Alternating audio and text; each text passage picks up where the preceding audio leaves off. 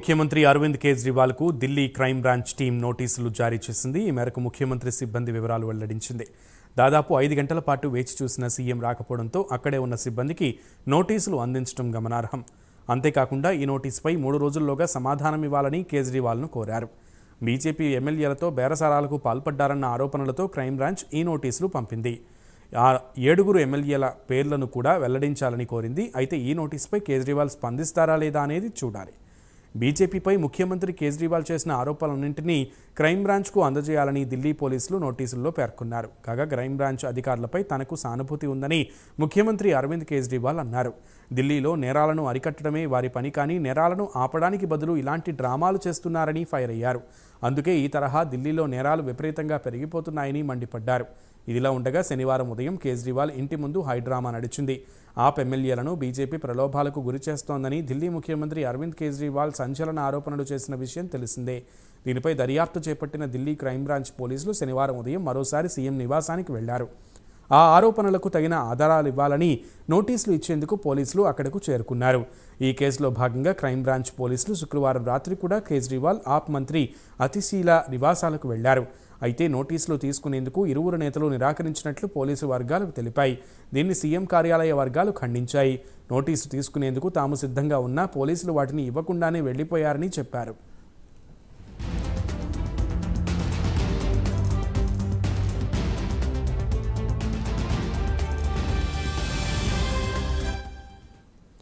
తమ ప్రభుత్వాన్ని అస్థిరపరిచేందుకు బీజేపీ ప్రయత్నిస్తోందని ఇటీవల కేజ్రీవాల్ ఆరోపించారు. ఒక్కొక్కరికి 25 కోట్లు ఆశ చూపి 7 ఎమ్మెల్యేల కొనుగోలుకు కుట్ర పన్నిందని సోషల్ మీడియా వేదికగా విమర్శలు చేశారు.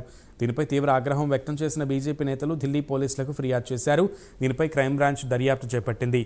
సీఎం చేసిన ఆరోపణలకు తగిన ఆధారాలు చూపాలని, లేదంటే చట్టపరంగా చర్యలు తీసుకుంటామని ఢిల్లీ బీజేపీ అధ్యక్షుడు ఇటీవలే హెచ్చరించారు.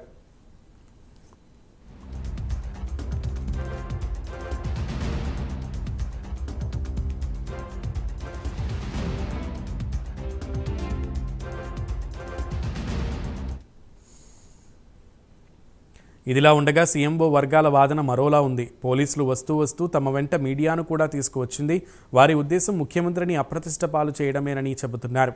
నోటీసును నేరుగా కేజ్రీవాల్కు ఇస్తామని, ఆయన సిబ్బందికి ఇవ్వమని పోలీసులు చెబుతున్నారు. కాగా అతిషికి కూడా నోటీసు ఇవ్వాలనుకుంటే ఆమె చండీగఢ్లో ఉన్నట్లు తెలిసింది. కాగా ఆప్ నాయకులు పోలీస్ బృందాన్ని అడుగడుగునా అడ్డుకున్నారు. ఢిల్లీ పోలీస్ అధికారి సీఎం అధికారిక నివాసం ముందు నిల్చుని స్వయంగా ఆయనకే నోటీసు ఇస్తామని అంటున్నారు. ఆయనను ఏ చట్టం ప్రకారం నోటీసులు ఇస్తున్నారని ప్రశ్నిస్తే దానికి ఆయన వద్ద జవాబు లేదని ఆప్ నాయకులు అన్నారు.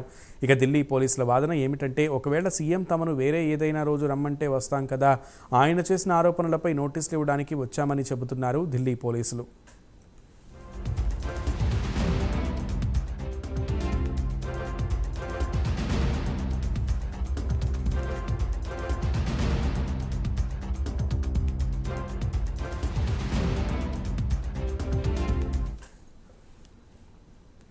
వారణాసిలో ప్రధాని మోదీని ఓడించే దమ్ము కాంగ్రెస్కు ఉందా అని ప్రశ్నించారు పశ్చిమ బెంగాల్ సీఎం, తృణమూల్ కాంగ్రెస్ అధినేత్రి మమతా బెనర్జీ. ముర్షిదాబాద్లో జరిగిన ఓ సమావేశంలో ఆమె మాట్లాడుతూ, లోక్సభ ఎన్నికల్లో 300 స్థానాల్లో పోటీ చేస్తామని కాంగ్రెస్ చెబుతోంది.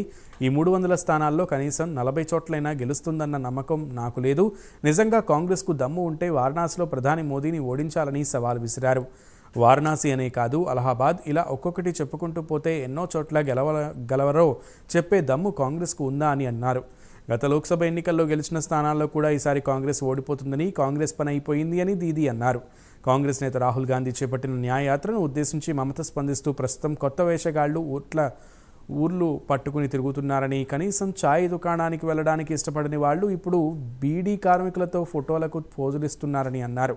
వారంతా వలస పక్షులు, ప్రస్తుతం నడుస్తున్నంత ఫోటోషూట్ మాత్రమేనని మమత రాహుల్పై తీవ్ర స్థాయిలో విరుచుకుపడ్డారు.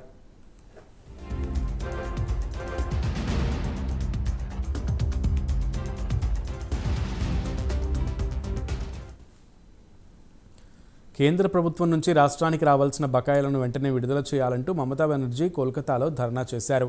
ఈ సందర్భంగా ఆమె మాట్లాడుతూ, ఉపాధి హామీ పథకం, పీఎం ఆవాస్ యోజన, ఇలా పలు పథకాలకు సంబంధించి కేంద్రం నుంచి వేల కోట్ల రూపాయలు రాష్ట్రానికి రావాల్సి ఉందన్నారు.